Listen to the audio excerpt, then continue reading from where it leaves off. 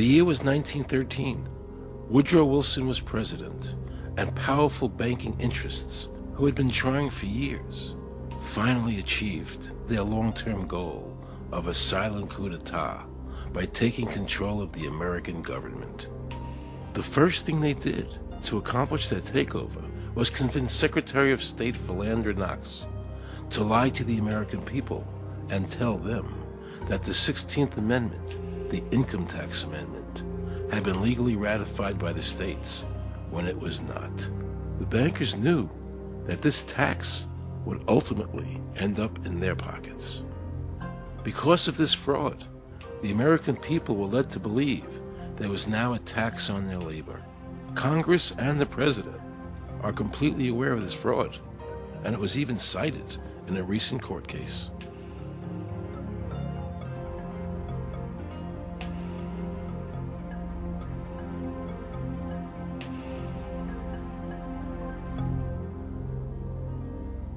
That very same year, the bankers committed their second and by far the most diabolical fraud ever perpetrated on the American people by bribing senators to pass the Federal Reserve Act without the required constitutional amendment.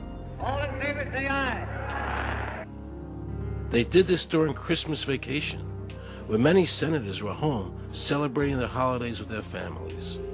And that's how the unconstitutional Federal Reserve Act came into being.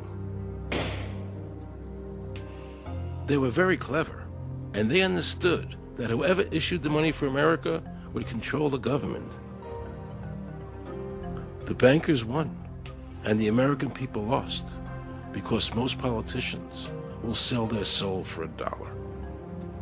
And now the Federal Reserve could issue dollars legally. As Mayor Rothschild said, "Give me control of a nation's money supply, and I care not who makes its laws." He knew that he and the other bankers would now control the laws of the nation. Government gave these bankers one of its most important powers, and now had to borrow money from them and pay interest to finance the government. So the American people were forced to lower their standard of living and pay a graduated income tax to the government, just so the government could give these bankers more profits. President Woodrow Wilson, who signed the Federal Reserve Act into law, later said, in regret, "I am a most unhappy man. I have unwittingly ruined my country. A great industrial nation is now controlled by its system of credit. We are no longer a government by free opinion, no longer a government by conviction and the vote of the majority, but a government by the opinion and duress of a small group of dominant men." The Federal Reserve was created by Congress in 1913, and it was entrusted with the power granted originally to the Congress by the U.S. Constitution to coin money and regulate the value thereof.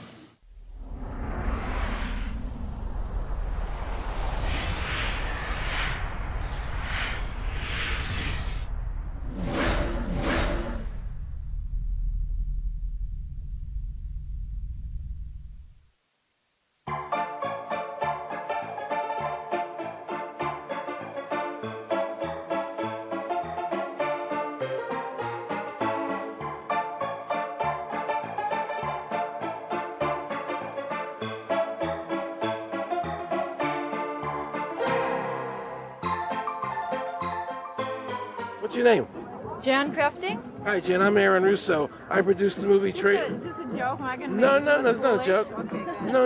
No. I produced the movie Trading Places with Eddie Murphy and The Rose with Bette Midler, many movies, and I'm doing a feature film. And my film was about my quest to find out whether or not people pay income taxes. Do you pay an income tax? Yes, I do. You do? Yeah. Have you ever seen a law that requires you to pay an income tax? Have I ever read it? You mean in the page, black and white? No, no. So you pay the income tax, I assume? Of late. Well, actually, no, I didn't file last year, but Okay. I'm sorry, is this on film? No, I paid my tax. My question to you is, have you ever seen a law that says you have to pay an income tax?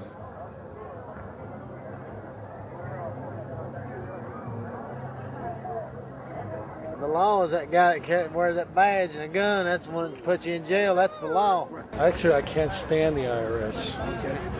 They're evil. Do you have any fear of the IRS? Not really, because I'm Canadian. I think it's actually unconstitutional, is what I've heard. Right.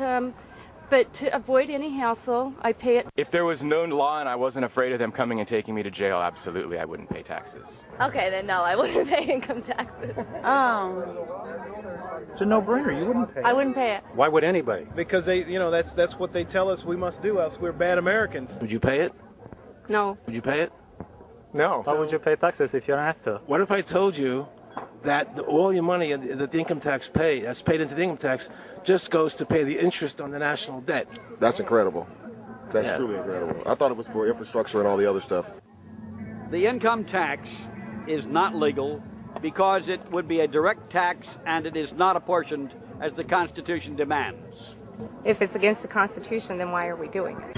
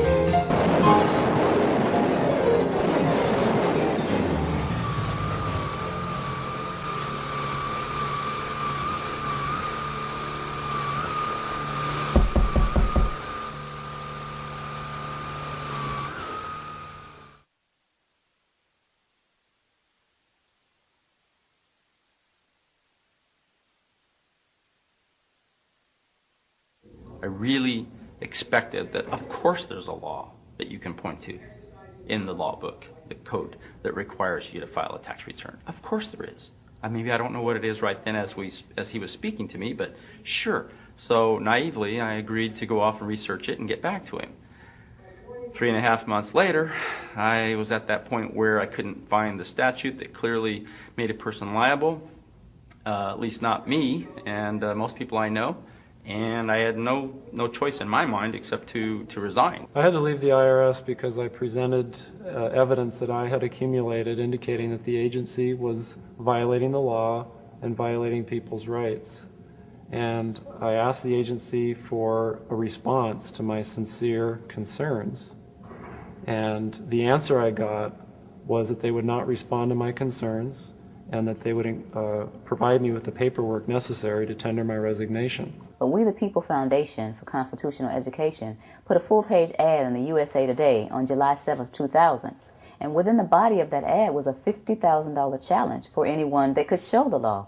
And to me, $50,000 is a lot of money. So I went after that and did the research based on the fact that I thought, let's put this baby to bed. I'm hearing all these rumors. I'm going to kill 2 birds with 1 stone. I'll answer these people's questions that are asking me, and then I'll win this $50,000. And, based on the research that I did throughout the year 2000 and that I'm still doing, I have not found that law. I've asked Congress, we've asked a lot of people in the IRS commissioners, helpers. They can't answer, because if they answer, the American people are going to know that this whole thing is a fraud. I was surprised to hear these highly trained and decorated IRS agents telling me there was no law requiring American citizens to file a 1040 or to pay an income tax on their labor.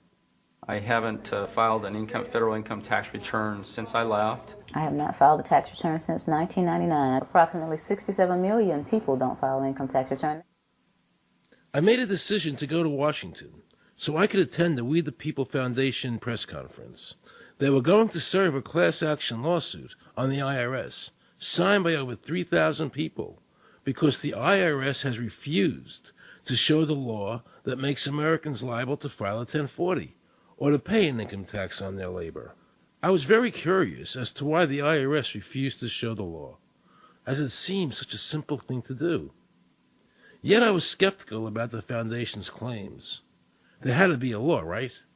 I mean, we've all been told over and over and over again that we had to pay income taxes. No answers, no taxes. No answers, no taxes. No answers, no taxes. Most people believe that the income tax system is legal and that the revenue from the tax is used in the public interest. However, there is a substantial, conclusive body of evidence that proves that our income tax system represents the most pernicious form of tyranny. It is the greatest hoax ever perpetrated by government against the working men and women of America. American citizens, along with the Foundation, have been asking the IRS to specifically provide them with the underlying legal foundation upon which they administer and enforce the personal income tax laws in our country. At the national level, when people would attempt to contact somebody of a much higher authority, say the commissioner, same kind of thing. They would get answers that were in effect non-answers. There are a group of people standing outside today who assert that no law requires you to pay taxes and that you will not answer their petition to the government as to whether they're required to pay taxes. Are they required to pay taxes? I've been paying my taxes ever since I had my first job, and I think it's a fundamental construct of our nation that those of us who expect and demand the services from our government that the government provides, be they the protection of our country through the military, or be they the education of our children, or be they the protection of our environment, that we must pay for those services. So yes, I think there is a fundamental obligation, and that it's an understood and well accepted one.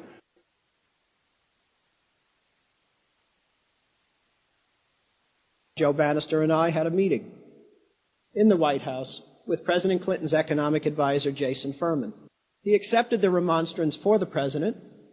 On June 2nd, I called and spoke with him.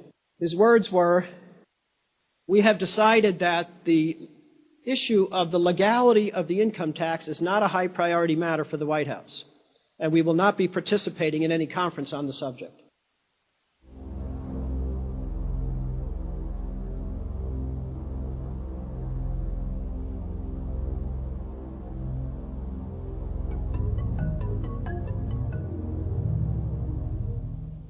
I decided not to eat until my death or until the government agreed to send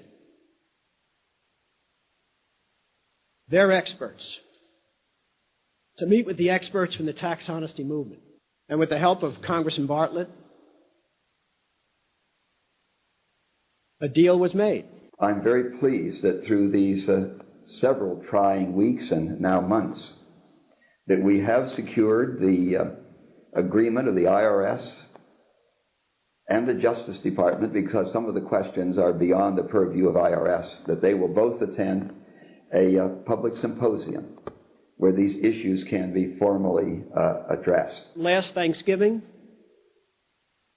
DOJ and IRS notified Congressman Bartlett that they would not participate. Congressman Bartlett then waited until late January. He informed me that he would not be participating. Why do you think you've been able to get away with not paying or filing your income taxes for so long? Well, first of all, I've not gotten away with anything. I'm not hiding from anyone. I'm simply asking the IRS to show me the laws that apparently require me to do these things, and they are suspiciously reticent to answer questions from me, and of course there are millions of other people, many other organizations who have attempted to get answers. They act very suspiciously when asked to simply sit down at the table with the American people and discuss what their obligations are. Rather than pulling up a chair, they pull out a club. As a matter of fact, David K. Johnston of the New York Times asked Terry Lemons of the IRS, why won't the IRS answer the questions set forth in the petitions from the American people. Mr. Lemon's response was, the government is answering the questions through enforcement actions in the courts. This is a very chilling remark on the government's use of brute force instead of civility and logic. The federal government itself refuses to provide the American people who are coercively being subjected to this extraction of their private property without any underlying legal justification. There is no law that requires the average American worker in the private sector to pay a direct, unapportioned tax on their labor and compensation for services. There is no law. The march will stop in front of the IRS building. They are now going to serve a class action lawsuit on the IRS. Very courageous. My name is Charles Bell, and I'm here to serve this complaint on behalf of the American people to the Internal Revenue Service. The complaint is accompanied by an affidavit that's under the hand of Robert Schultz. Case was served. We'll call you with the case number. Case has been filed. We'll call you with the case number. Thank you. Okay, thank you. We appreciate your time. America, baby! Freedom! Today, effectively, the people have said to their servant government that that our rights are not going to be any longer denied, and that we're going to have answers to our petition, our legitimate, lawful petitions for redress of grievances, which are guaranteed in the First Amendment to our Constitution. So once and for all, we will get an answer. On August 31st, 2005, federal judge Emmett Sullivan ruled, the government does not have to answer the American people's questions, even though it is guaranteed in the First Amendment. Our courts have made a decision that government does not have to show the law that it enforces. And the press never reported on this. Have we given this judge the authority to overrule the Constitution, the very foundation of American life?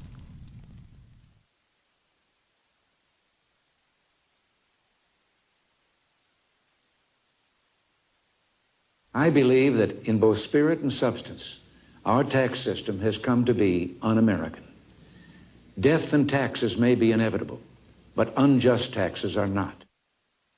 The country's taxes must be fixed, and I know what to do with it. If you think you're paying too much now, just wait till I get through with it. Now, Mr. Hanley, I'd like to ask you something. What does the government do with all the money we give them in taxes? When President Reagan was elected, one of the first things that he did was appoint a blue ribbon panel of business people headed by Peter Grace, and is commonly referred to as the Grace Commission. And their job was to research all the various areas of the federal government and make a report. One of the quotes from the Grace Commission is, 100% of what is collected is absorbed solely by interest on the federal debt. All individual income tax revenues are gone before 1 nickel is spent on the services taxpayers expect from government. If we pay the salaries of the congressmen and the senators, we're supporting them, aren't we? Well, yes. Yeah. Well, then why can't we list them as dependents and deduct them?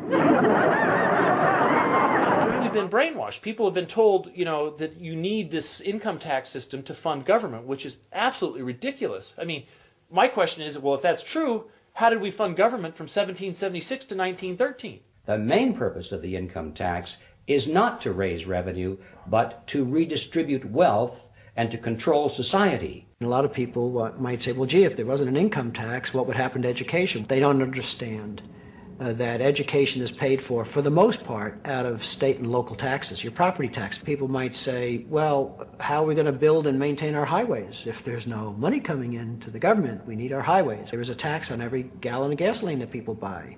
Proceeds from the income tax do not pay for highway construction. The amount of money that we spend on defense is exactly equal to the amount of corporate income tax, which is quite legal and quite constitutional. I think we should not want the income tax for several reasons. One is that It is the instrument of totalitarianism. It is the means by which the government can manipulate people and put you into a condition of servitude. Every year you give the federal government a form that says, here's how all my money worked. If you lie, you could go to prison. So you're required to give them a financial statement that under, the force of law could put you in prison if it's not impeccable, right? And under the law, they're supposed to do the same. They're supposed to give you back a financial statement that says, here's what we did with your money. Except you comply and they don't. In fiscal 99, the Department of Defense had 1.1 trillion of undocumentable adjustments.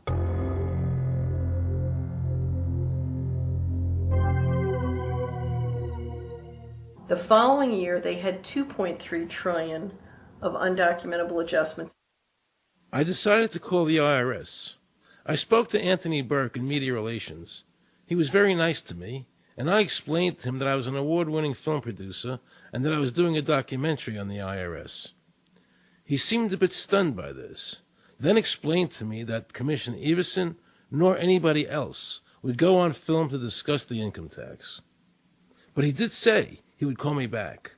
I thanked him for that, but I couldn't help wondering, why was the government making it so difficult for people to see the law? So I decided to bring my crew down to the IRS building to see if I could find some employees to interview. And here's what happened.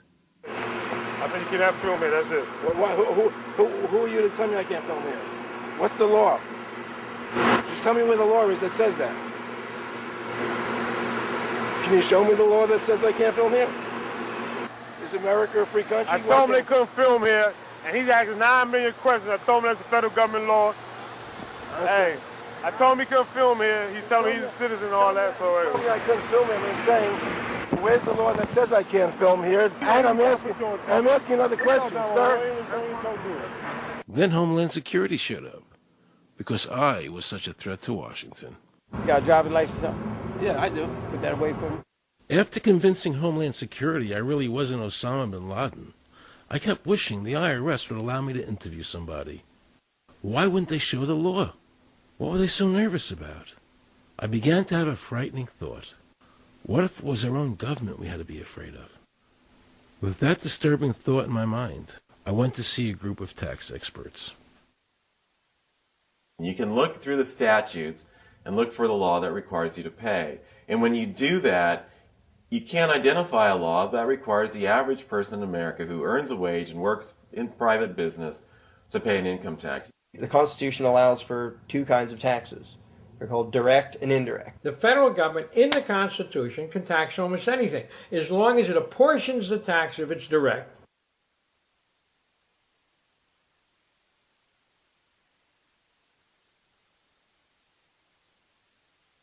The indirect tax is, for example, an excise tax. I can avoid the excise tax on gasoline. I can choose to ride my bicycle. I can avoid the excise tax on tobacco. I can choose not to smoke, or I can grow my own tobacco.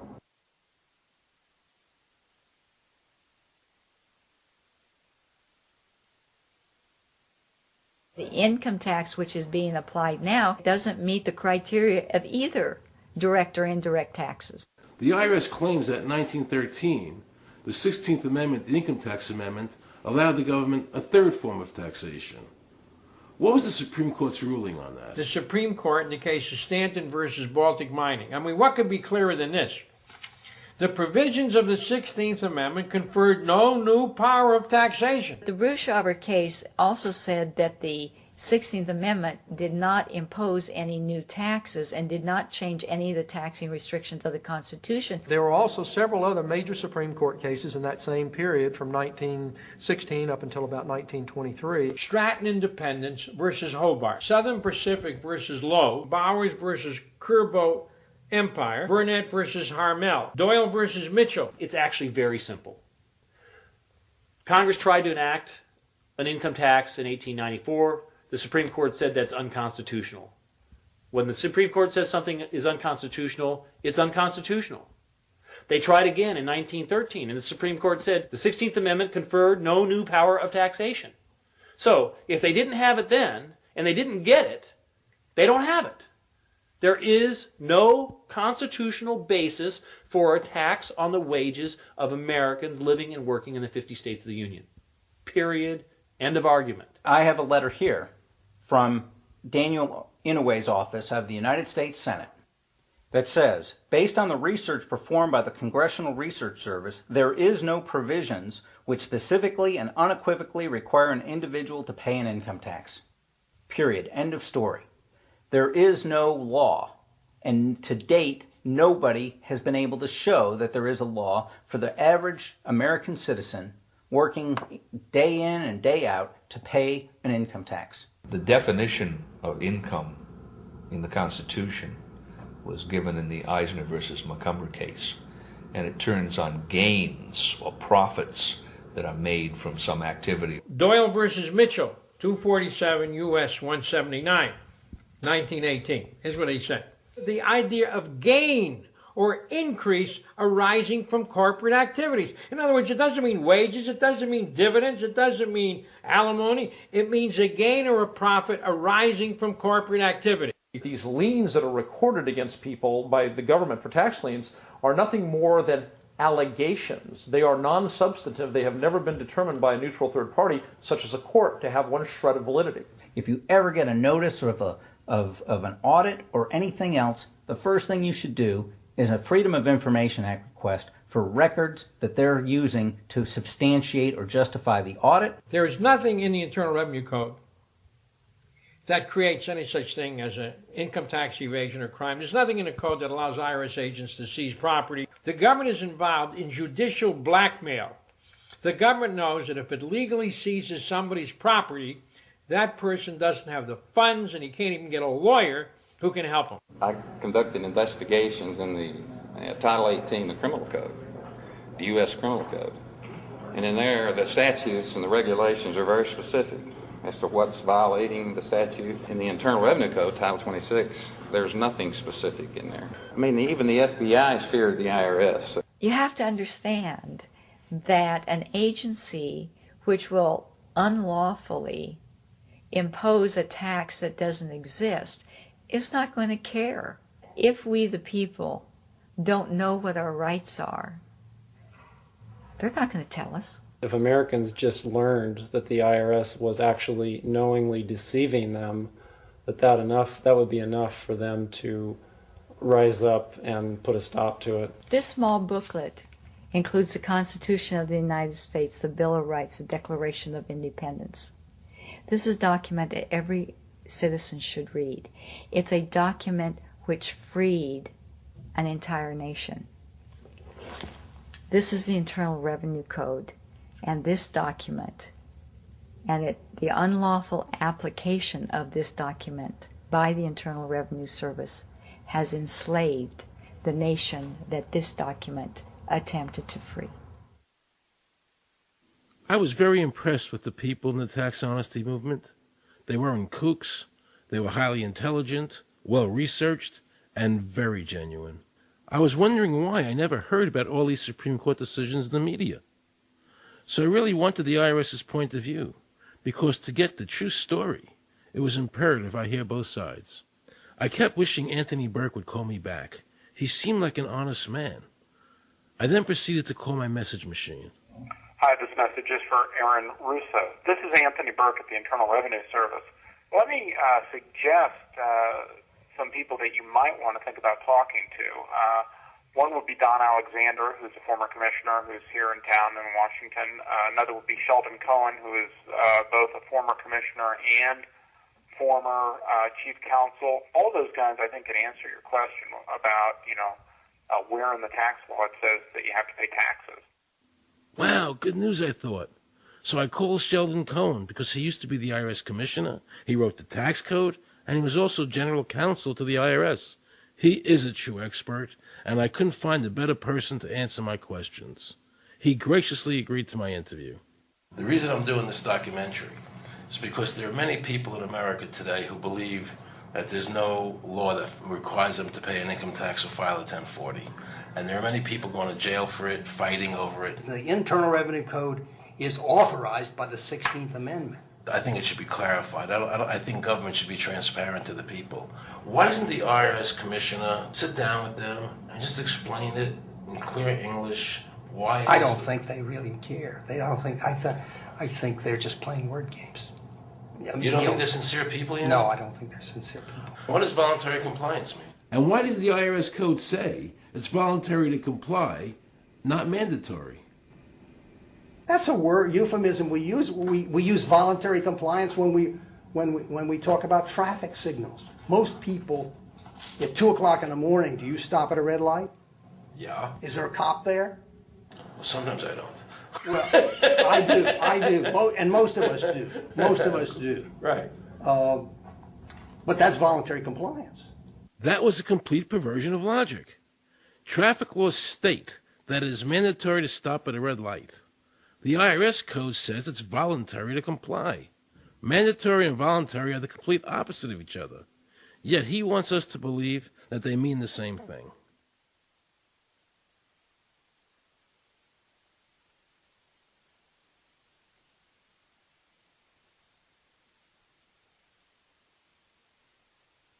So can the government criminally prosecute somebody of information put on their 1040? Yes. Right, so doesn't that violate the Fifth Amendment? No. But the Fifth Amendment says I don't have to do anything that incriminates myself. Well, it doesn't incriminate you to put your income down. But you said before I could be put in jail for it. The commissioner wants us to believe that although the IRS demands that you fill out the 1040 and you can go to jail for it, that they are not violating your Fifth Amendment rights of self-incrimination. That is absurd. Isn't it true that the word income is not defined anywhere in the Internal Revenue Code?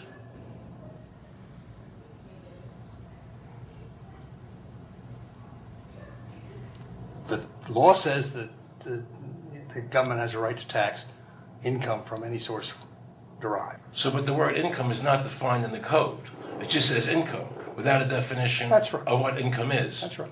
Correct? Yeah. There are many different kinds of taxes. Well, how can an American citizen know what income is if the code doesn't define it? If they're paying an income tax... Because the courts have all defined it. Do you remember what constitutional attorney Edwin Vieira said?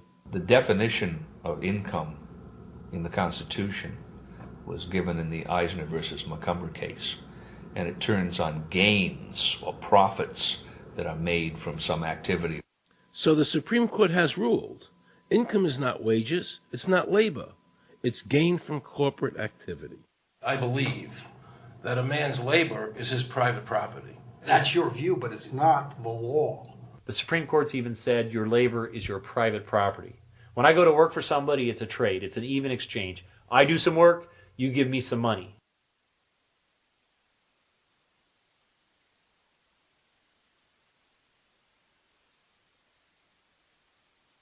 In 1916, we had the Bruchaber case and the Stanton case. And the Bruchaber case and the Stanton case said that the 16th Amendment gave the government no new taxing power. I'm not going to argue the niceties of that with you. And it came up again in a case called Peck versus Lowe, where the Supreme Court said the 16th Amendment did not extend Congress's taxing power to any new or accepted subjects. In other words, if you weren't taxable before the 16th, you weren't taxable after the 16th. Today I interviewed a juror, who sat on a case, and they found the person not guilty for lack of filing, And I asked her why they found him not guilty. And she said because the IRS couldn't show us the law that made him liable to file a 1040. All they need to do, if there is a law, is to show us the law. Which, of course, they never did. And the reason they didn't do it was why? Because there is no law. Title 26 requires you to file a return. But doesn't Title 26 have to be in compliance with the Supreme Court decisions? You're going to take a 1920 case and superimpose it on the whole Internal Revenue Code that was written after it? No, that's not... I can't believe what I just heard. Rewind. You're going to take a 1920 case and superimpose it on the whole Internal Revenue Code that was written after it? No, that's not... Remember he said earlier the Internal Revenue Code was authorized by the 16th Amendment? The Internal Revenue Code is authorized by the 16th Amendment. Remember, the Supreme Court said the 16th Amendment did not give the government any new taxing power. These decisions have never been overturned. Let's listen further. Can the lower courts overrule the Supreme Court? No. How are they putting people in jail today for not paying a tax on their labor when the Supreme Court said they don't have to? Doesn't the IRS code have to be in compliance with the Supreme Court? That's my big question. This is a waste of time. Well, because whatever I say, you're not going to believe. He's right. I don't believe him. And neither should you. He wants us to believe we should obey the IRS code, which is being enforced in violation of the many Supreme Court decisions. If the Supreme Court made a decision...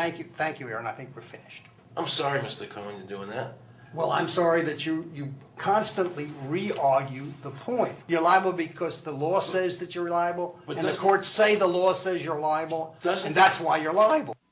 You see, he's talking about the lower courts, who are not in compliance with the Supreme Court, as they have to be. Doesn't the court have to be in compliance with the Supreme Court? The Supreme Court has so held. Where? You caught me unprepared. I'll come back. Well, I don't want to do that. But let me ask you a hypothetical question. No. You're making silly arguments here. Why is the Supreme Court decision a silly argument? Well, because it's inapplicable. That made my heart stop. He just said Supreme Court decisions do not apply to the IRS. That's the behavior you would expect from a totalitarian country, maybe China or Russia or Cuba. Not from America. They're just making up the law as they go along. Now I knew the tax honesty movement was right. The IRS thrives on intimidation and fear, not by law. It's no different than a criminal protection racket, using force to extract your money from you. Then the former IRS commissioner, now working at a prestigious Washington law firm, threatens me.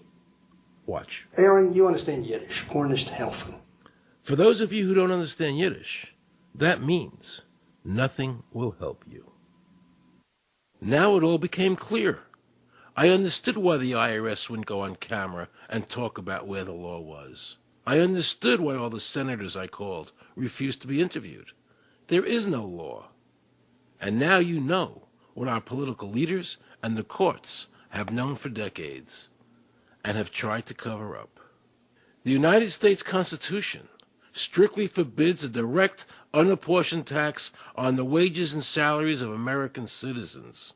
The United States Supreme Court has consistently ruled that the income tax is a tax on profits and gains, not on labor and wages. On behalf of the American people, I challenge the IRS to show me a statute that allows a direct, unapportioned tax on the wages and labor of the American people. And if I'm wrong, I will give my most humble apologies to the IRS. If the IRS is wrong, and there is no law, then every person who's been jailed should be let out of jail immediately, and any assets seized should be returned to their rightful owners. If this is a nation of laws and a free country, then the IRS should show the law to the American people. I felt an overwhelming need to understand why juries were finding innocent people guilty of not filing a tax return when there was no law requiring them to do so. So I went to talk to Marcy Brooks, a juror who used her common sense and did not allow the judge to railroad the jury into a guilty verdict.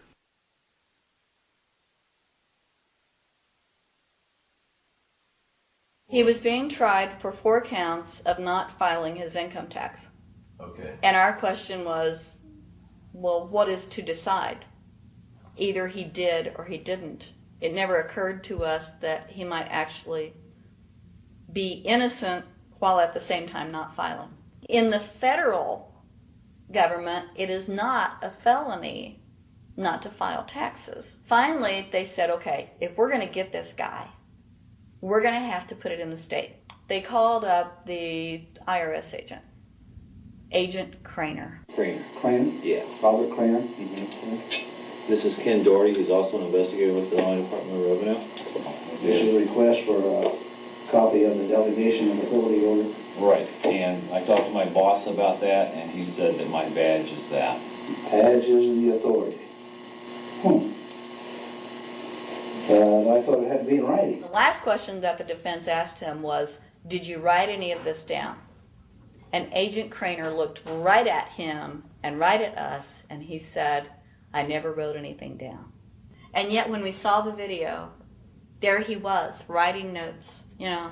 And so I'm thinking, okay, at this point, the judge is supposed to say, "Agent Craner, it is clear that you have committed perjury." It wasn't even noticed. It finally came to the climax. Mr. Harrell looked right at the prosecutor, and he said, "I will tell you the same thing I have told over and over again to government officials. You show me the law that requires me to file a tax return, and I'll be glad to do it." And again, I ask, under what is the requirement that you claim and are required to do these things? And the requirement under the regulations is what section? My question to you is, what particular act are we discussing here that I am liable to do these things that you claim I'm liable to do? Your exact question would be again? Okay, what is the section that what? But I guess I'm still not understanding your question, Mr. Harrell. Well, you must be familiar with what that you have the police powers to enforce. Yes. The prosecutor absolutely ignored him. And he started slandering Mr. Harrell. Just started attacking his character. They're calling us tax cheats, they're calling us fanatics, they're calling us weirdos. I don't care what you call me, but I have one question. Where is the law? Show me the law. They can't let this turn into a rational debate, because if they do, they lose it. So they have to insult people and say it's frivolous. We felt like that there was an overall arrogance and that they were railroading Mr. Harrell and wanting us to participate. Judge Coogan, he looked right at us and he said, "I will instruct the jury according to the law." We were sent to deliberation. The judge promised us that he would give us the law. And we looked and we looked and it was not there. We wrote a note to the judge asking for a copy of the law. 10 minutes later, we get a note back. You have everything you need. But there was no law. And he had promised us. At that point, I felt betrayed. I felt like this man promised us the law, and that's what this whole thing is about, the law. We request it, and he still denies us the law. And the reason they didn't do it was why? Because there is no law. Remember, we're talking about the Illinois state law here, okay, which is a law in Illinois. So we got out that law, and we read it several times, and I said, okay, wait, because they kept saying, but this is a law in Illinois. And I said, look at the beginning of it. It says, anyone required to file a federal income tax return is required to file an Illinois tax return. I said, if it is true that he's not required to file a federal return, then that nullifies the Illinois law. Two people, they kept saying, but he's going to get by with it. And I said, what is he getting by with but his rights? If there is no law, he's not breaking a law. He's just standing on his rights. Are we going to deny him that? That's when this one juror sat back and kind of rolled his eyes and he said, you mean we don't have to pay taxes?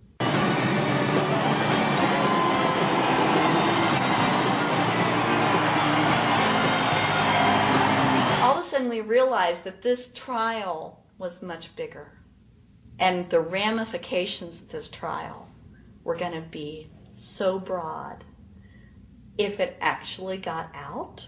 I mean, it's like we had just discovered this great government secret. And so when we came out for the delivering of the verdict, the judge was, I'm sure, even at this point, I'm sure he still thought we would give a guilty verdict.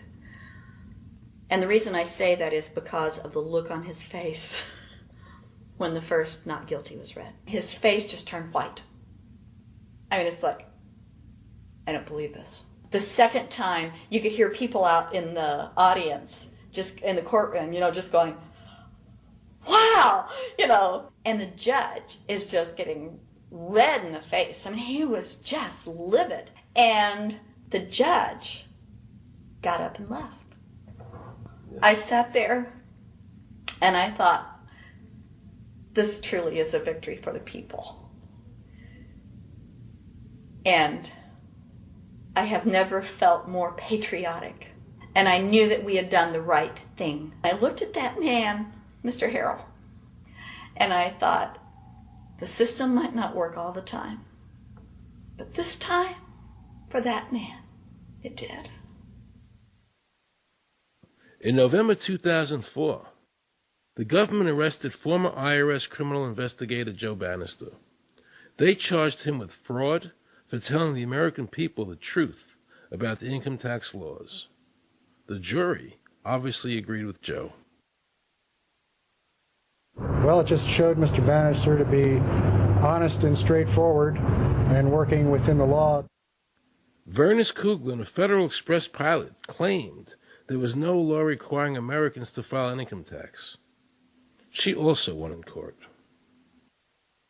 24 people were criminally charged by the IRS because they claimed there was no law requiring them to file an income tax return. The fact is, neither the judge nor the prosecutor nor the IRS could bring that statute in there because it's not in the books. The jury came back with an acquittal for everyone. When the matter is put to the test, which means in terms of court and enforcement action, there is a 100% success rate in shooting down these arguments. The mafia has a code and they follow it, and it's a code of honor. But the IRS has no code of honor.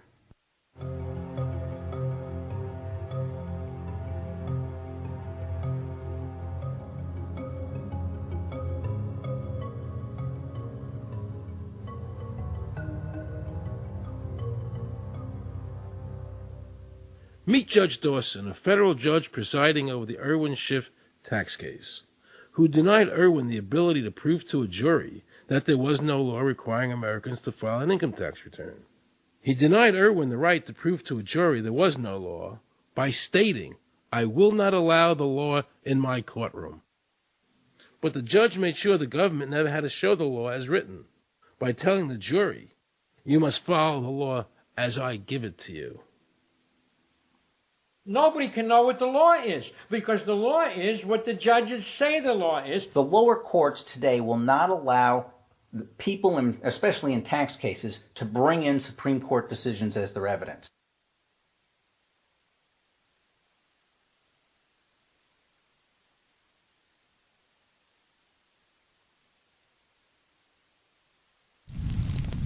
Here we have a federal judge railroading an American citizen by saying Supreme Court decisions are irrelevant. And again, nothing from the press defending our freedoms.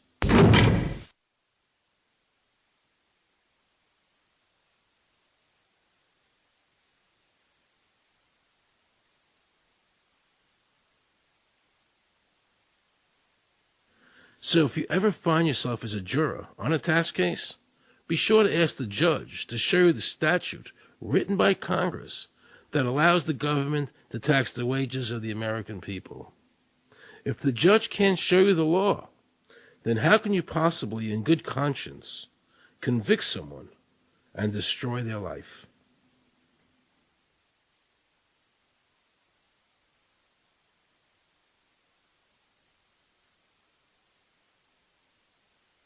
Let's see how the IRS treated one of America's greatest heroes, and someone I cherished as a child.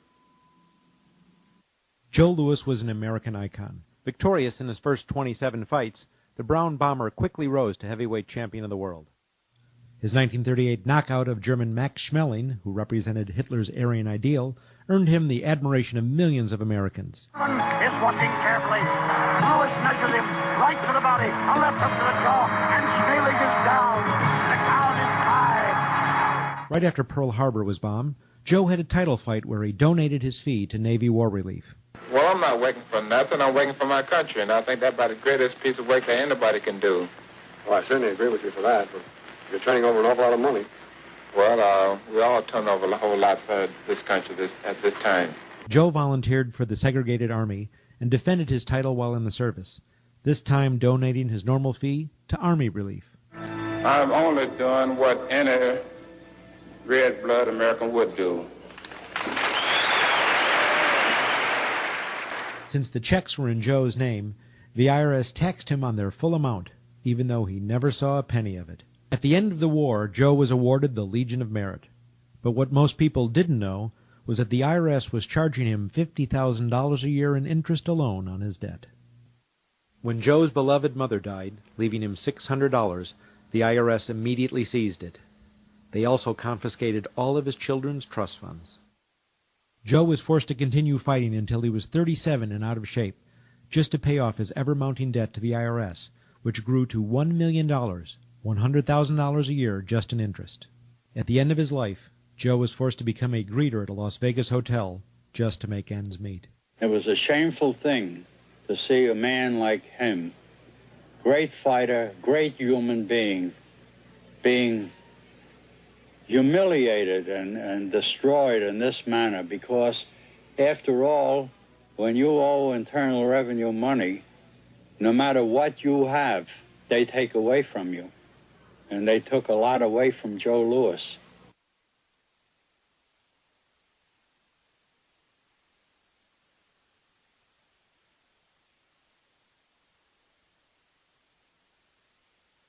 I made a decision to drive to Virginia Beach from Washington because I had heard stories about two law-abiding families who had been brutalized by the IRS. They were falsely accused by their bookkeeper of being drug smugglers and tax cheats. And incredibly to me, without any investigation, the IRS proceeded to raid their place of business and their homes, even though they had done absolutely nothing wrong. On Saturday morning, 4 different raiding parties proceeded to raid 4 locations on a Saturday, the day before Easter. I was the manager on duty, and I was up in the deli, and people came through the door. How many came in the door? Maybe about 15 or 20 people. 15 to 20 armed agents. With dogs, with guns. They made me get everybody they went in the kitchen, they went in the deli, they went all over the whole restaurant, told all the customers, took forks out of their hands while they were eating their breakfast, and told them they had to leave. I got the frantic call from Edie, and she said something wrong. So anyway, I jump out of bed and I immediately run to the shower. I'm in the shower, and the next thing I know, I hear my son yelling, "Dad!" I went like this, and boom, I'm slammed against the door and I fall down with a gun in my head. And they're like, "Where's Scotty Miller?" And I'm like, "Dad!" That's all I'm doing is yelling. I'm scared, frightened to death. And then the next thing I hear is Mr. Miller, the shower curtain is jerked back. I've got a gun pointed at my head. Hold it right there. The screams from the little girls who were at a pajama party with my daughter. There was 4 little girls there with my daughter. Of course, mayhem. There were about 3 men in my bedroom with huge guns. He followed us and wanted to watch us get dressed, and I tried to shut the door, and he puts his foot in the door, like he's going to sit there and watch us change our clothes. And I was like, "Excuse me, no." My neighbors now are all standing out. Were you still naked? Well, they handed me a towel at that point. I had a towel wrapped around me. Did the towel fit? No, hardly. Hardly. At this point, they were talking about weapons, and, I mean, it's crazy. I mean, they're looking everywhere, going through all my drawers. And I reached for my underwear drawer to get some underwear. They said, "Don't touch anything." Boom. They're locking their guns up. They said, "Hold it right there. Don't move around. Don't move. I'm going, whoa. I said, "I'd just like to get some underwear on here, I said, "Yeah, I got women standing here." They keep everything. How did you conduct your business if the IRS took everything? We had to do it out of a shoebox so we could keep going because we requested these things, and I'm told that the government's really not, once they do raid and so forth, they're supposed to at least let you, until you're charged with something, continue your business. This wasn't the case. They kept everything. So you were never even charged? Absolutely not. Charged with what? And when you speak IRS, the whole world shrivels up. The whole world gets fearful to a point where let's not talk about it. I testified in front of Congress. I would like to know why this dark entity known as the IRS has come into my life and refused to leave. I raised my children with a zero tolerance for dishonesty. And now they must hear allegations that I am a major drug dealer and a tax cheat? A lot of people out there being abused, and a lot of people saying, look, I'll pay it. Just go away. Just go away. When all that happened, we had to file bankruptcy. We've had cars taken away from us, kept my daughter from going to college. Do they ever think about the lives that they just destroyed? They think about the ruination of homes and property? No. In this case, we would have never thought this could happen to us. We've never done anything wrong. How can this happen in America when, in my case, personally, I thought that I was doing everything right? I've served my country. I've been to college. At least I've done something in my life. I got a speeding ticket one time.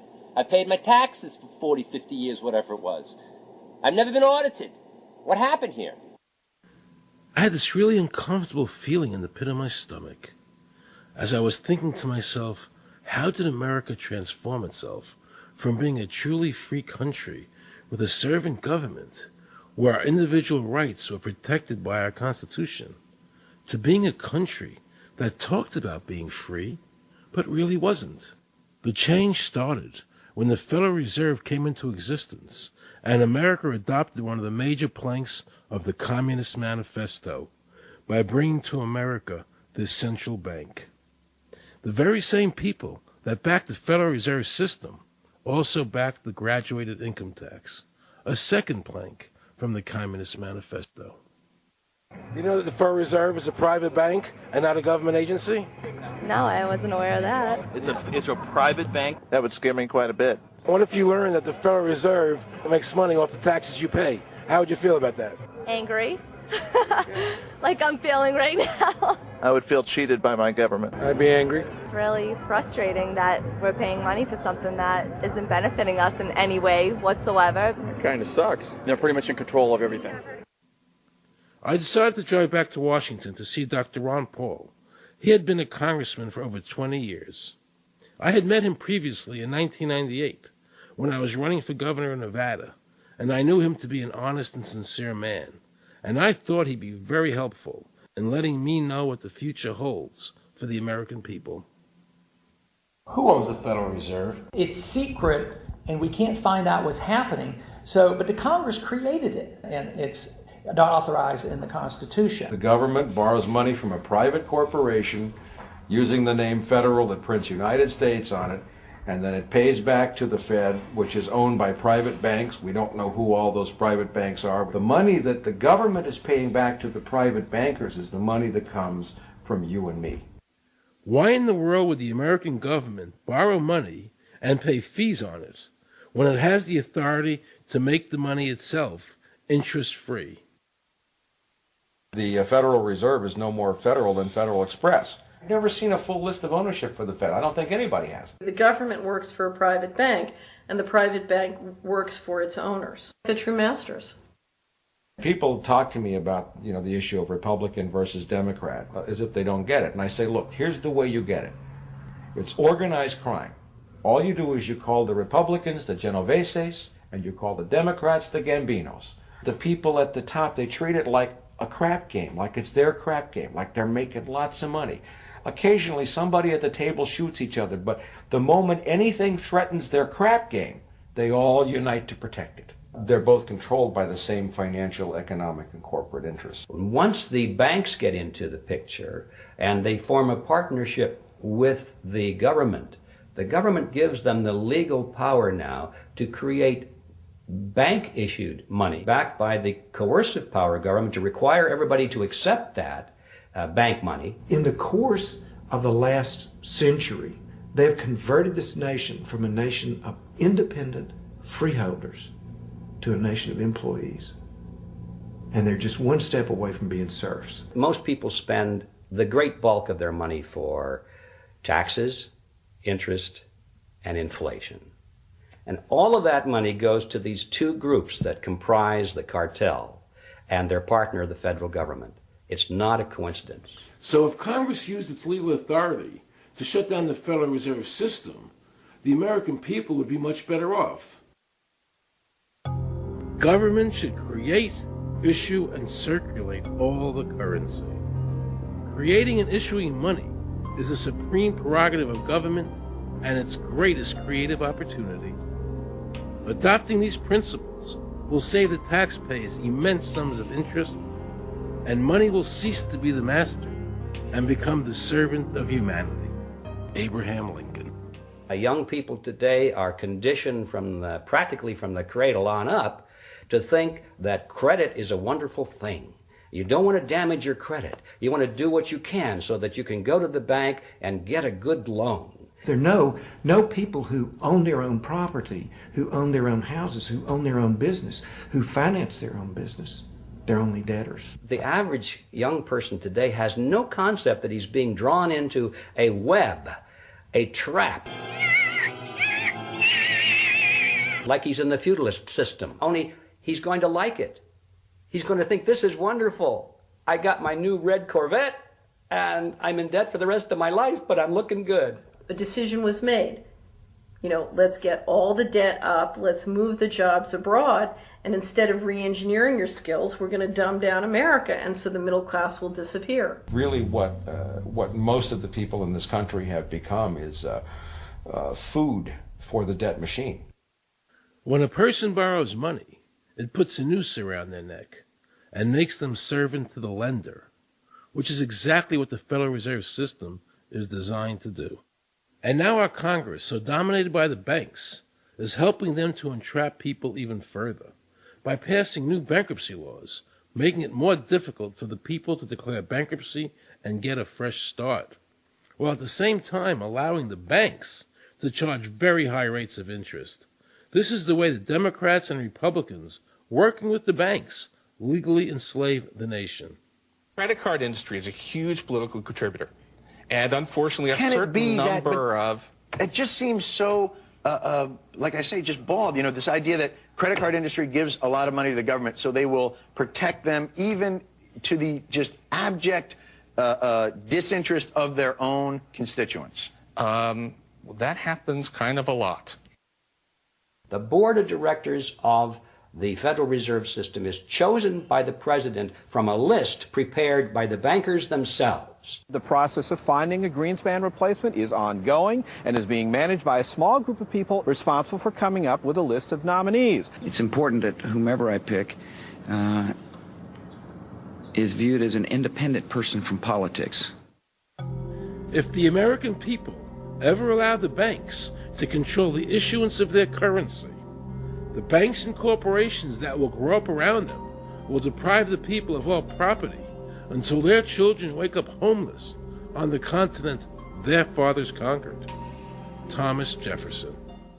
So the Federal Reserve is actually an illegal entity functioning within government. It's illegal, and what we have given to this so-called agency is the authority to counterfeit money. Do you have any points of view about the Federal Reserve and how the Federal Reserve operates? They just enter something on a computer. Oh, you need 20 billion today. Here's 20 billion, but they got that out of thin air. It came out of thin air, it goes to the Treasury then pays the bills. So it's no different than monopoly money.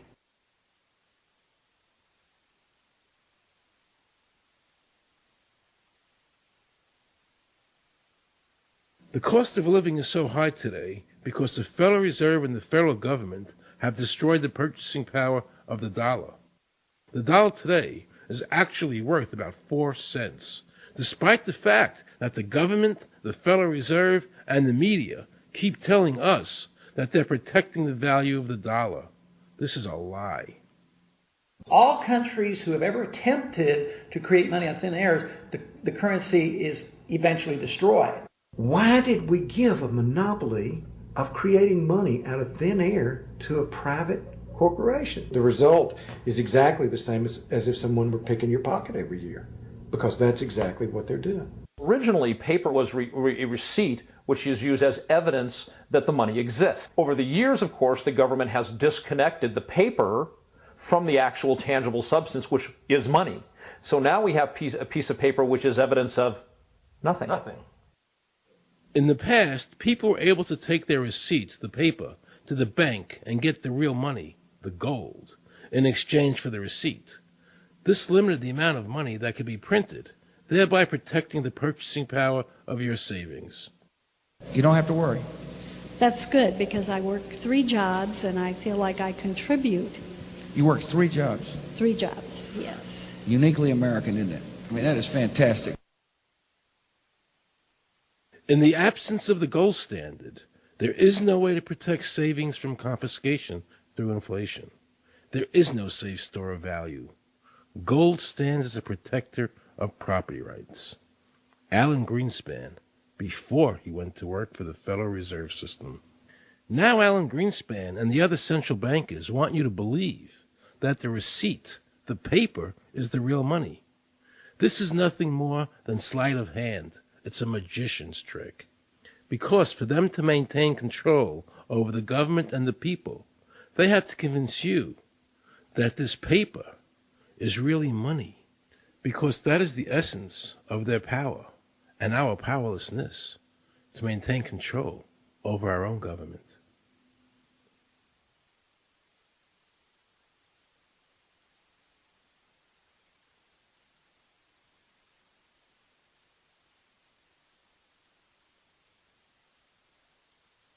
What happened to the gold in Fort Knox? Nobody really knows. When I served on the Gold Commission, I asked them to really, do another audit. I remember it was 15-2. They said, we don't need to audit the gold. It's supposed to be the American people's gold, and so we would like an accounting to tell the American people what is there. I've been told that the Federal Reserve has taken control of the gold as collateral for the dollars they print. They list gold on their balance sheet. How could the Federal Reserve, this private bank, list gold on the balance sheet? They claim they're holding that for the Treasury. So that puts private bankers in control of the American gold. They could have taken all of America's wealth. That's a possibility. Shouldn't the Congress stand up and say, where is the American people's gold? They're not audited. They control the money of America, and it's not audited? There is no audit. Oh, wait a second. Doesn't the Federal Reserve work underneath the Congress? Congress ignores their responsibility to do any oversight. The president really has no control, nor does the Congress have any control over this cartel. It just has the appearance of control. In the final analysis, the Federal Reserve bankers, with the help of the Democrats and Republicans in Congress, have swindled the American people. They have taken the true wealth of America, the gold, and given us a piece of paper in return. And again, not a word from the press. These frauds are going to continue until Congress is no longer intimidated by the Federal Reserve bankers, and Congress uses their legal authority to shut down the Federal Reserve System and to stop this loss of our freedoms.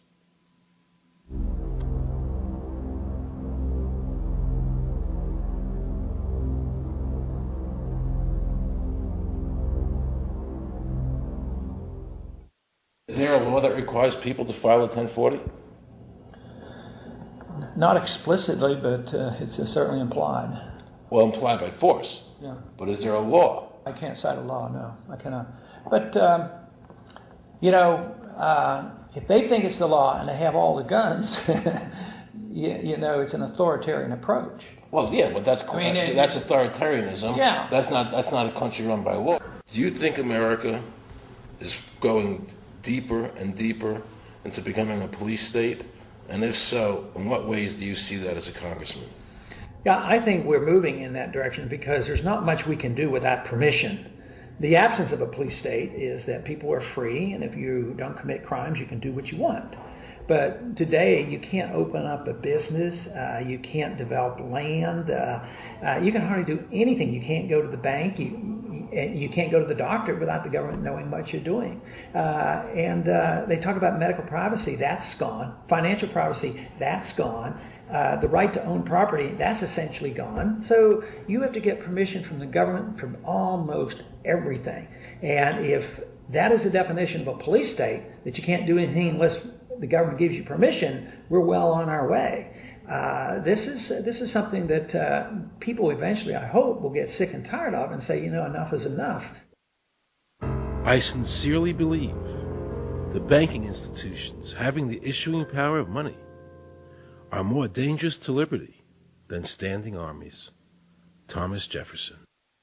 You must understand the Federal Reserve is a cartel made up of the major banks in America, and they are the ones that are running the show, not the federal government. The powers that be behind the system, the financial interests, are able to exercise a disproportionate amount of influence on not only the economic structure of the country, but the political structure.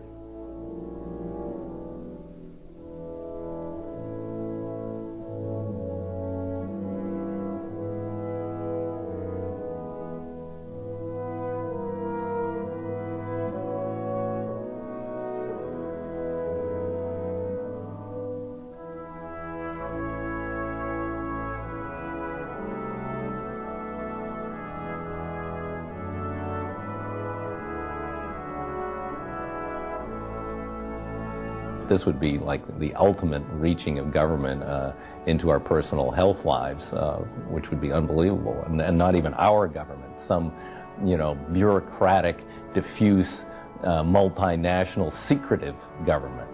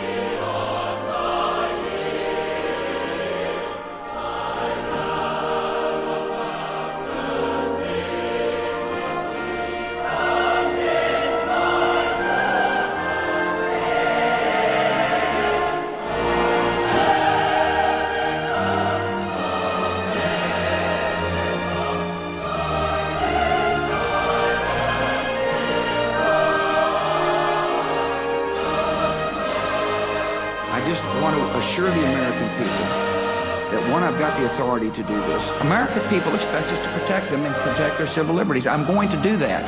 Preserve, protect, and defend the Constitution of the United States. The Constitution of the United States. So help me God. So help me God. So help me God.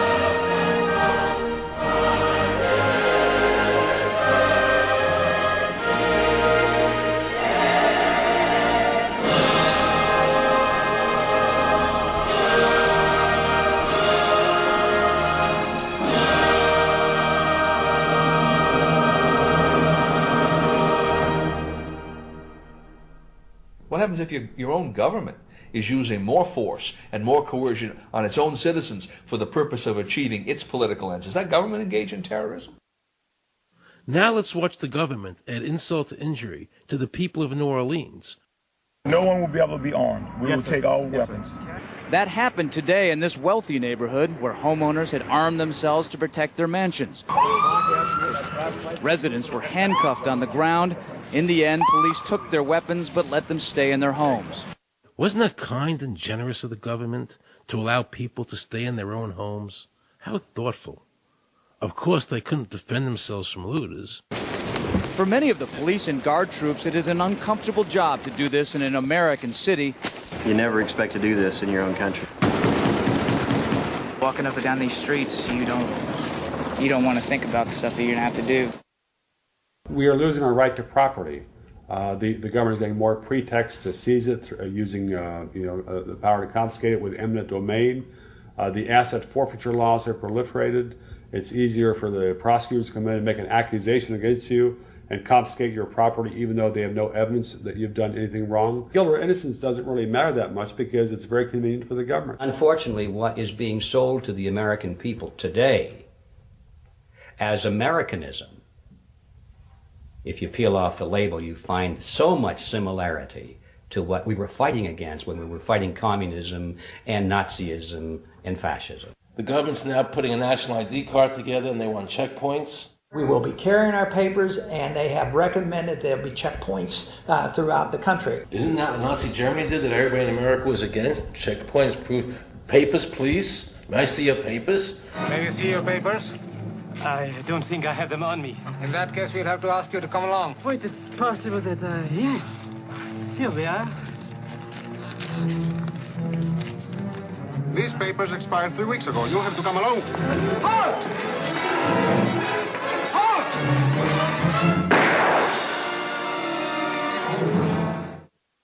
In the new legislation, the national ID card is in it. It takes 3 or 4 pages to describe, and it will be connected with our driver's licenses. The states will be instructed on exactly what they have to do. Social security numbers will be used. Some type of a physical proof, such as fingerprints or retinal prints, have to be on it.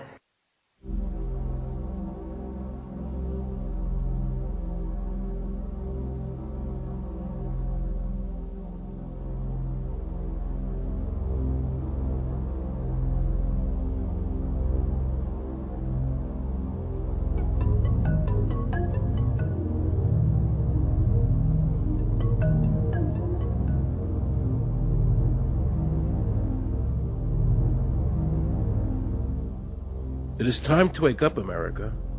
These ID cards are not about defeating terrorism, but they are all about controlling the American people.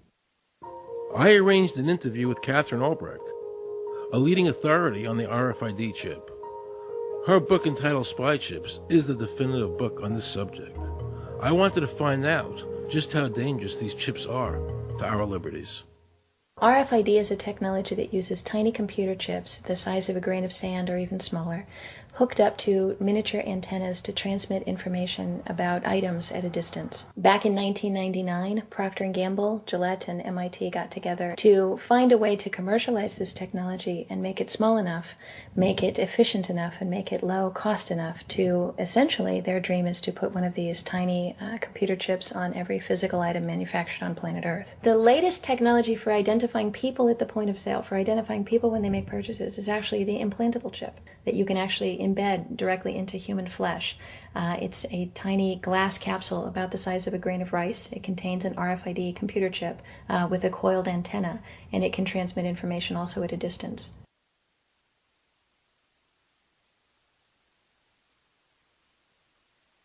Can a microscopic tag be implanted in a person's body to track his every movement? There's actual discussion about that. You will rule on that, mark my words, before your tenure is over. Homeland Security folks, the Department of Defense, and others have expressed an interest in being able to more closely monitor the U.S. populace. And one way to do that, of course, would be being able to determine who buys what and where they take those things.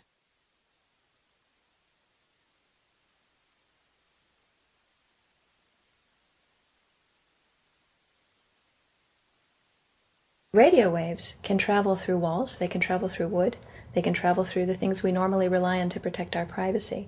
For example, your purse, your backpack, your pocket, anything you're wearing or carrying. Kraft Philadelphia cream cheese has been tagged with RFID and sold to consumers, as have Mach 3 razor products and other Gillette razor products, without the knowledge of the consumer. One of the tiny chips could actually even be the dot on the letter I on the back of the fine print on a package that you purchase. They were talking about having reader devices in every airport, on every bus, on every train, on every port, on every dock. One of the most worrisome applications of RFID are proposals to put them into cash, meaning that you would be able to track every banknote, where it had been, who it had been issued to, and create, in essence, an audit trail. That would essentially take away the anonymity of cash that we now enjoy today. The ATM machine itself, as the money came through the roller device, would be reading each number, and they would know who you are because, of course, you identify yourself at the bank before you take money out. And down the road, when you go to pay at a major retailer, It would also be possible for them, as they're putting the money into the cash drawer, to simply feed it through a little reader device. It would go in, it would tag that number and transfer possession from Aaron Russo, say, to Walmart. Once everything you do is tied down to a single number and there is no longer the ability to pay with cash, then all it takes to render you a non-citizen is to simply turn that chip off. You will no longer be able to really participate in any function in society, including buy food. So through the implementation of the Federal Reserve System, the American citizen has gone from being a private individual who had real money, gold, in his possession that was private, to a citizen who has no privacy because all money is now being digitized. They can deduct whatever amount of money they want out of your digits whenever they want. They can trace you whenever they want. You'll be at their mercy. God forbid we allow this to happen in America. This is absolutely Orwellian. I mean, it's talking about Big Brother looking over your shoulder at absolutely everything you do, every purchase you make, every place you go, every company you interact with. All of that would be reported back potentially to the government.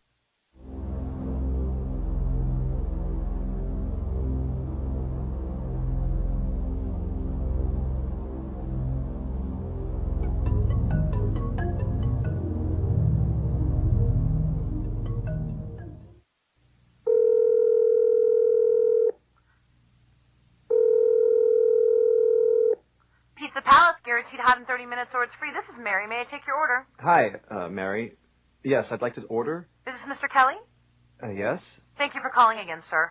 I show your national identification number is 610-204-999-8-45-54610. Is that correct? Yes. Thank you, Mr. Kelly. I see you live at 736 Montrose Court, but you're calling from your cell phone. Are you at home? I'm just leaving work, but I'm... Oh, we can deliver to Bob's Auto Supply. That's at 175 Lincoln Avenue, yes? No, I'm on my way home. How do you know all this stuff? We just got wired into the system, sir.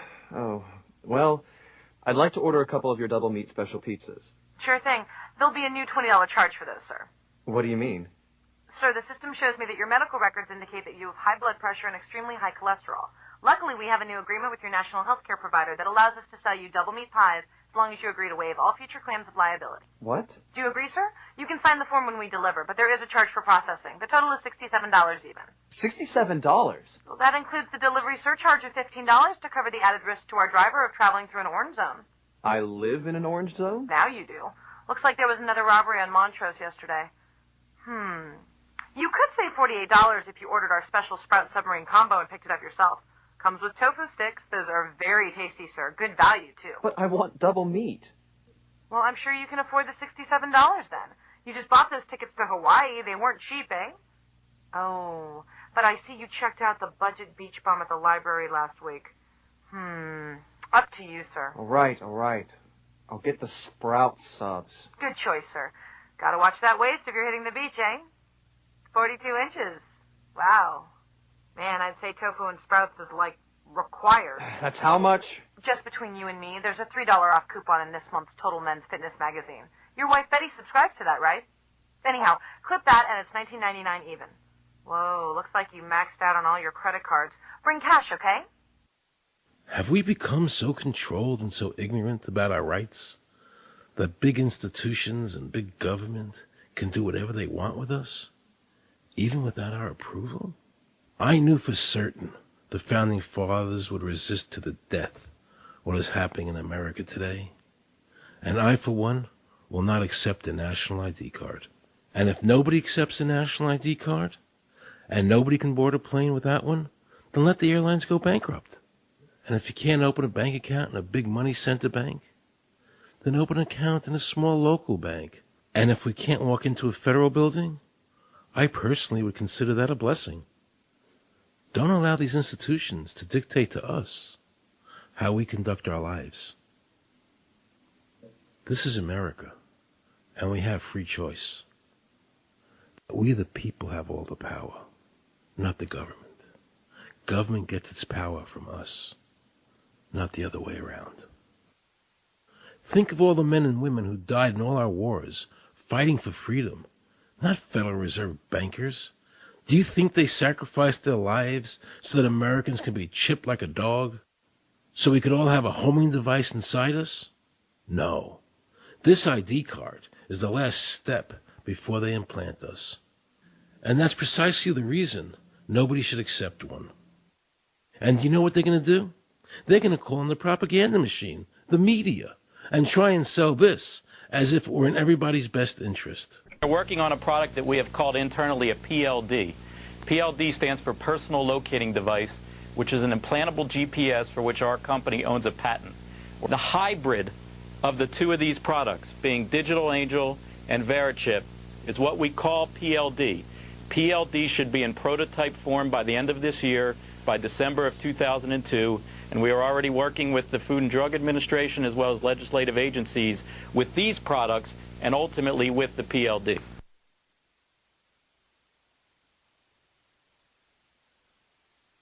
We have a Florida family who are really pioneers in a brave new world. They have volunteered to be the first ever to have microchip identification devices implanted into their body. After 9/11, I was really concerned with the security of my family.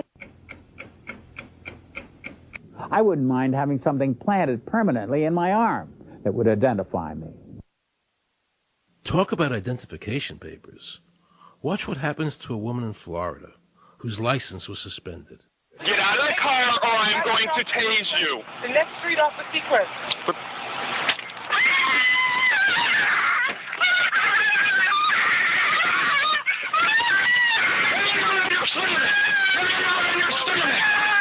On your stomach. Do it now. Put your hands behind your back. Do it now. Do it now or you're going to get tased again. Do it now. Do it now. On your back. Put your hands behind your back. Put your hands behind your back. I can't. Sure you can't. Come here. Ow, ow, ow. Oh, got it. You got blood on your hands. Oh, my God. You tased me and you handcuffed me? Yep, you're under arrest. For what reason? Your license is suspended. All the power is in the people. And to the extent that government becomes alienated from the people, does things that people don't want, power is transferred until you finally come to a police state, totalitarian state, whatever word you want to give it, where the desires of the people really have no consequence. They go out and they vote. Doesn't make any difference which candidate they elect. I'm a programmer. I worked for NASA, worked for ExxonMobil, worked for Florida Department of Transportation. Mr. Curtis, are there programs that can be used to secretly fix elections? Yes. How do you know that to be the case? Because in October of 2000, I wrote a prototype for President Congressman Tom Feeney at the company I worked for in Oviedo, Florida, that did just that. And when you say did just that, it would rig an election? It would flip the vote 51-49 to whoever you wanted it to go to and whichever race you wanted to win. And would that program that you designed be something that elections officials that might be on county boards of elections could detect? They'd never see it. So how would such a program, a secret program that fixes the election, how could it be detected? You would have to view it either in the source code or you'd have to have a receipt and then count the hard paper against the actual vote total. Other than that, you won't see it.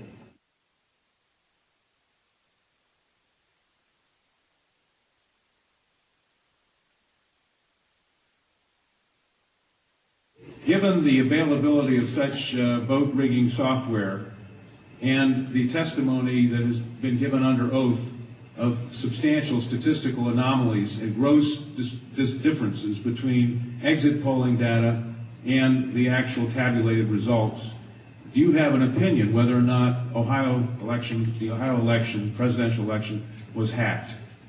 Yes, I would say it was. So in other words, there's absolutely no assurance whatsoever in anything with regard to these machines? Absolutely none.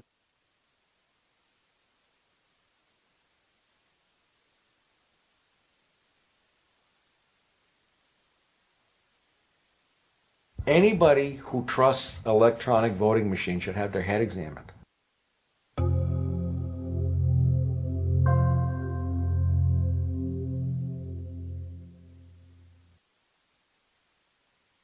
Many of the voting machine companies are owned and operated by foreign agencies.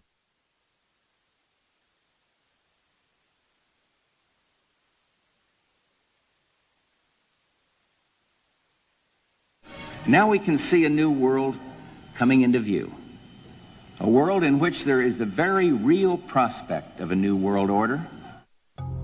The New World Order will be built, an end run on national sovereignty, eroding it piece by piece, will accomplish much more than the old-fashioned frontal assault. Council on Foreign Relations. We shall have world government, whether or not we like it. The only question is whether world government will be achieved by conquest or consent. Paul Warburg, Council on Foreign Relations and architect of the Federal Reserve System. There's a group that get together internationally and they sort of play God with our money. You think that's part of what George Bush said was the One World Order?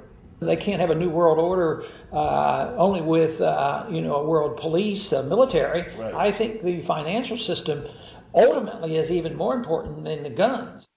The central bankers of the world are working together to create a one world government, a global police state as sinister as anything George Orwell ever wrote about, where every person on the planet Earth will have an RFID chip implanted, where the bankers and the governments can monitor every transaction you make. A chip in everybody would be the universal monetary system par excellence, because there'd be no escape from it, and you'd be totally under the control of those who issue the electronic impulses in that chip. Their strategies are being accomplished through the World Trade Organization, the International Monetary Fund, and the Bank for International Settlements, which is the central bank for all the central banks of the world. Most people don't have a clue that these unelected private bankers actually control the governments of the world. They have financed and profited from every war since World War I without concern for humanity. The war in Iraq is an attempt by the Federal Reserve and their partner, the Bank of England, to control the Middle East and to make it a part of the New World Order. To defend the New World Order, U.S. soldiers will have to kill and die. Arthur Schlesinger, Counselor on Foreign Relations. Military men are just dumb, stupid animals to be used as pawns in foreign policy. Henry Kissinger, Council on Foreign Relations.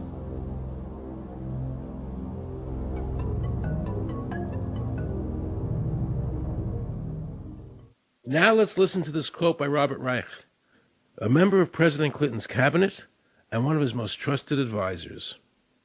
The dirty little secret is that both houses of Congress are irrelevant.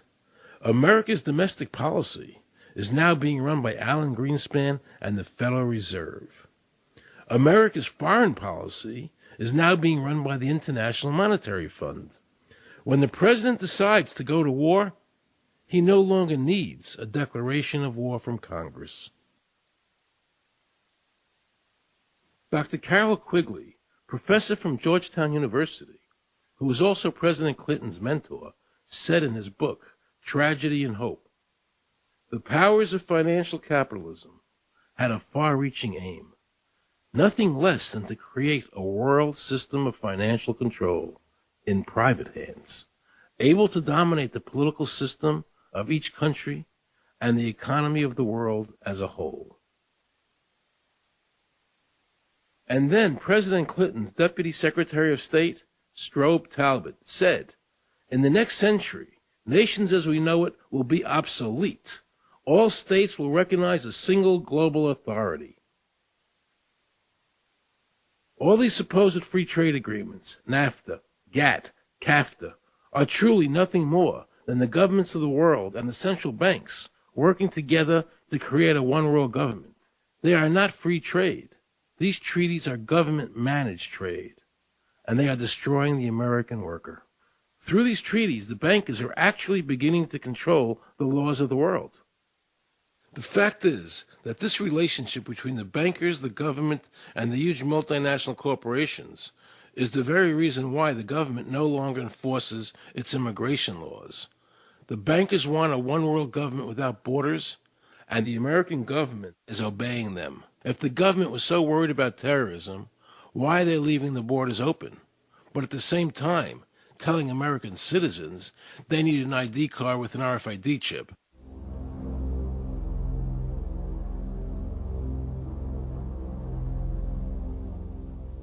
Osama bin Laden could not come over here and limit your rights or my rights to free speech, from search and seizure, from all of these elements in the Bill of Rights. Impossible for him to do that. They could never accomplish that on their own.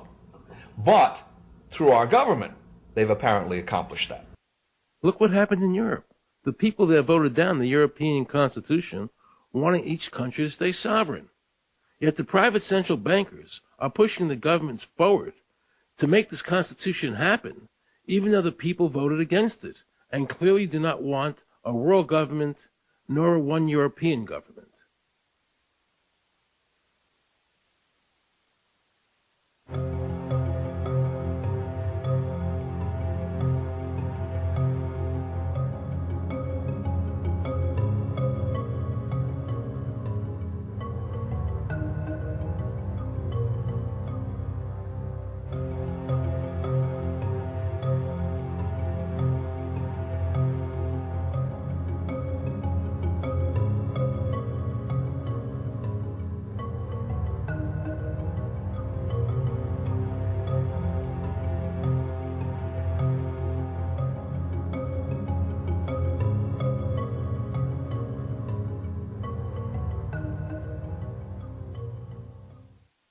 Now pay close attention to this quote by David Rockefeller, and you'll understand what is happening in the world today and where the American people are heading as a nation.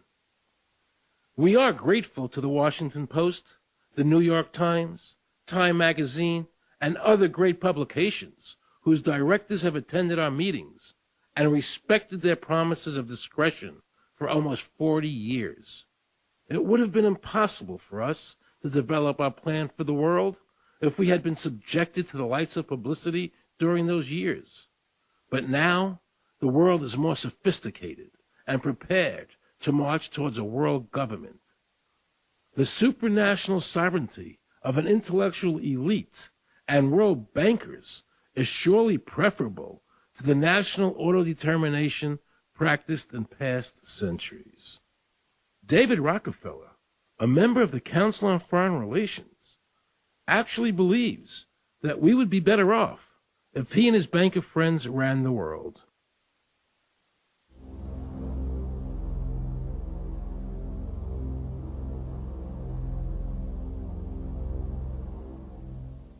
Benito Mussolini had a great quote about fascism. He said that fascism should be called corporatism more properly because it's the perfect merger of power between the corporation and the state. That's how he defined fascism. And that's what we're seeing here. The media controls the information that a person gets. In various ways, they can make sure that the average American watching the tube or reading the newspaper is going to come out with a certain mindset. He's going to say, this is good, that's bad, and that's all they have to do. You look at the ownership of corporate media in this country. Who owns CBS? Viacom? Who owns NBC? GE? Who owns ABC? Disney? Americans have been taught to expect their salvation from government instead of recognizing government as the most dangerous threat they'll face in their lives. And the United States putting together a constitution now for Iraq. You know, why don't we just give them ours? I mean, think about it. It served us well for over 200 years, and we don't appear to be using it anymore, so what the hell?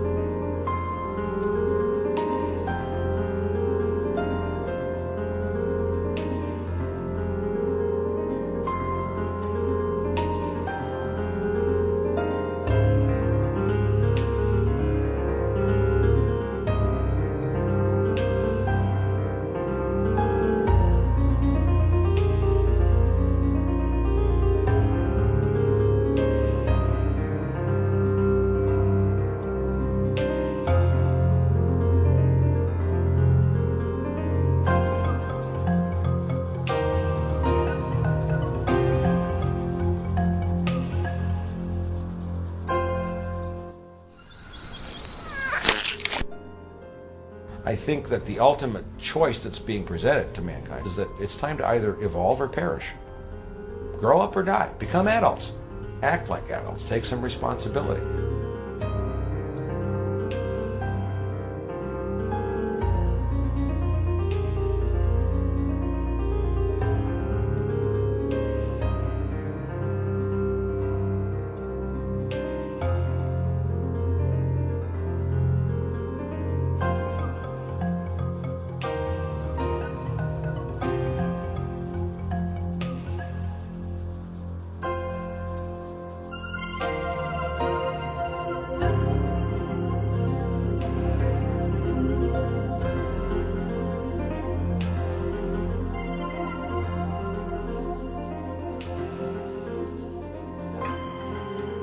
I like the old idea where you could do what you thought you could do and what you wanted to do as long as you didn't hurt other people.